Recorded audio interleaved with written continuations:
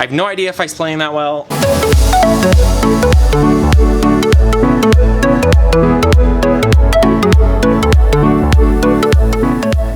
What's up guys, I'm Jonthpotter and welcome back to another pottery video. Today, school is in session because we're talking about how to price pottery.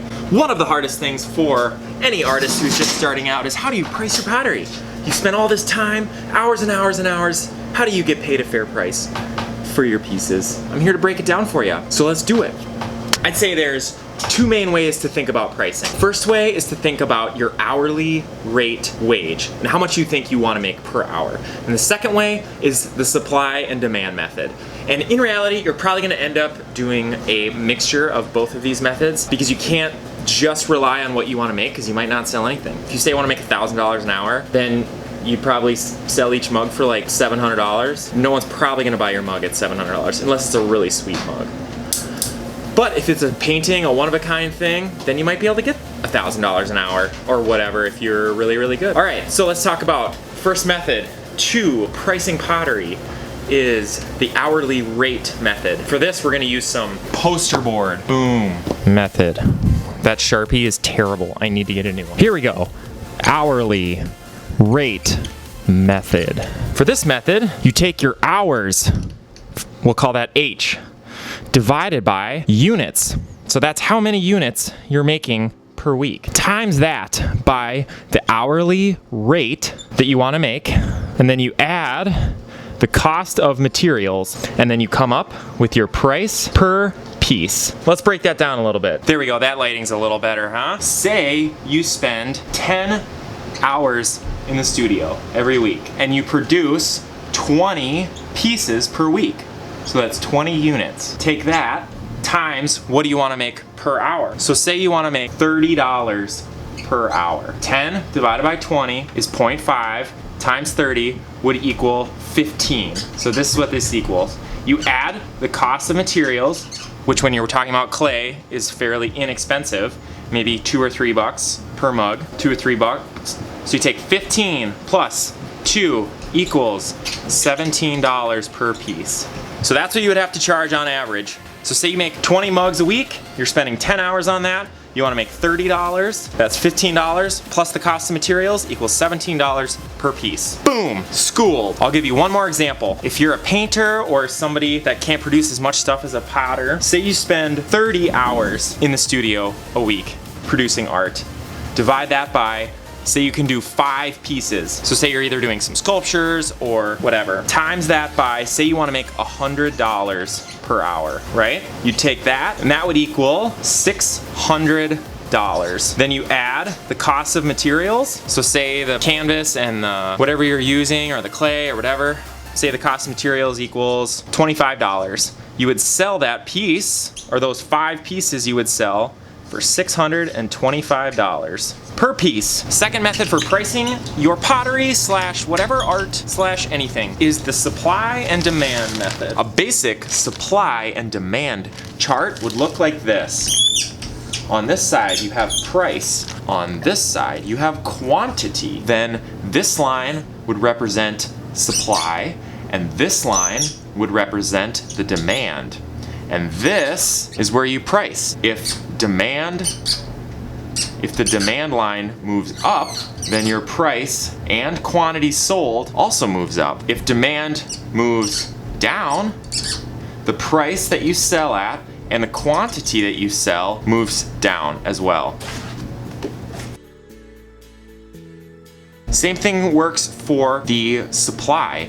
If the supply moves this way, so the supply goes down, your quantity goes down, and your price goes up. So if the supply is less, then there's a higher demand for it. So it moves higher on the demand curve. If your supply goes up, that means you have a higher quantity, but you actually have a lower price, which would be right here. Jonthepotter's School of Microeconomics, or macro. Which one is it? I can't remember. It's microeconomics. Another supply and demand graph that I like to use and that I like to think about that represents it a little easier than this looks just like this. So you have demand over here and you have supply right here. And then the price curve would be like this. So this line is your price. So as your demand goes up, so people want to buy your stuff, then your pricing is higher. As your supply goes up, the price goes down. So this line is the pricing line. So we go up and down on this line depending on the supply and demand. As the supply goes up, say, you know, you're producing 10 down here, but now you're producing 100 up here. If the demand stays the same and the supply goes up, then your price should come down. If the supply goes down and the demand goes up, then your pricing goes up. This is a little bit harder to explain because it's not quite like a formula. Like, this is exactly what you do. You take this number times this number times this number, because demand is not always easy to measure. It's not easy to put a measurement on it. You're producing 10 mugs a week right here, and you're selling all 10 of them, which means demand is really high. Then your pricing needs to be way up here.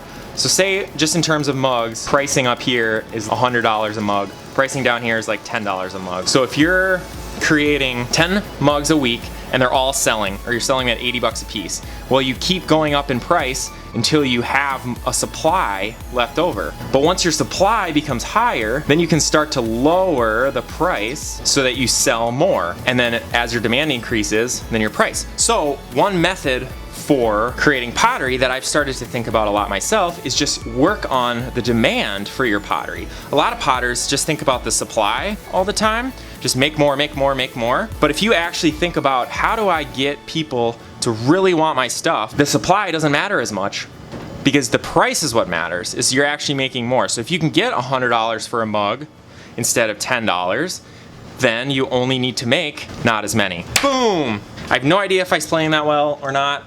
If you didn't get it, try rewatching this video. Ooh. So there you have it, 2 methods. Hourly rate method and the supply and demand method. And like I said before, you're probably gonna have to do a combination of both of these, right? You can't just make whatever you want and sell it for whatever you want. You have to take the supply and demand into account as well. You know, what are people willing to pay? If you make 100 mugs a week and they're all sitting on the shelves forever, then you probably gotta come down in price a little bit, because once you come down in price, then they start selling. And so you adjust your prices based on your supply, your demand, and you also take into account how much you wanna make an hour. Because if you are working and you use this formula and you figure out, I can only sell mugs at $2, you know, I'm only making $2 an hour, then, well, maybe you gotta start doing something a little differently. You know, look for someplace else to sell, maybe make something else different, you know? So obviously this is just my 2 thoughts. I've been thinking about how to price pottery for a little while. I've these Minnesota mugs that I've made. I first made these mugs and I made 100 of them, and I priced them at 20 bucks a piece. And I said, limited edition Minnesota mugs, you know, I only have 100 of them, get them while they last. Well, I sold them all within a day at 20 bucks a piece. So I knew, all right, my price is probably a little low because I can't keep up with 100 mugs. It took me a few months to make. So I priced them up a little bit. I priced them at 24.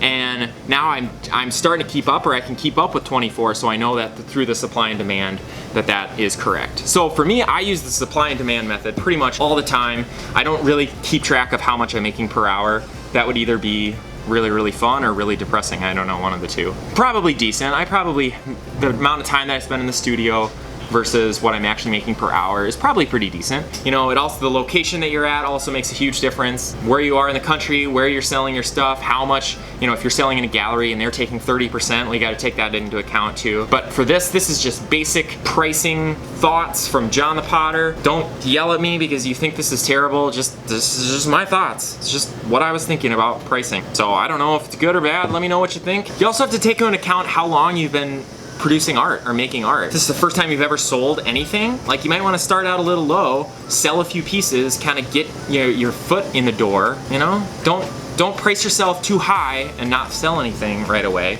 Start out low, you know. I remember selling pots like at little like shows that my wife and I would throw for our family members, and I'd sell a mug for like 12 bucks or 10 bucks. People loved it. And for me, I thought, hey, you know, I love that. So don't get discouraged if you're pricing your pots really high and it's not selling. Just go back, watch this video again, and use some of the hourly rate method combined with the supply and demand method, and you got your pricing. So yeah, thanks for watching this video.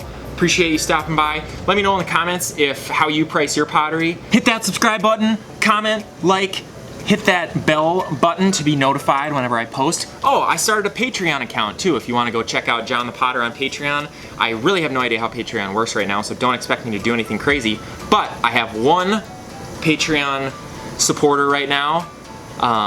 Thank you, Firearms. Can't remember what your screen name is. Firearms something. Appreciate it. And if anyone else wants to support me on Patreon, head over there. I'll get the hang of that soon. I'll start doing more stuff over there and you can support me over there. See you in the next video. Boom. Thanks for watching. Classroom session with Jonthepotter. This is a good thumbnail right here. I think I'll use this as the thumbnail.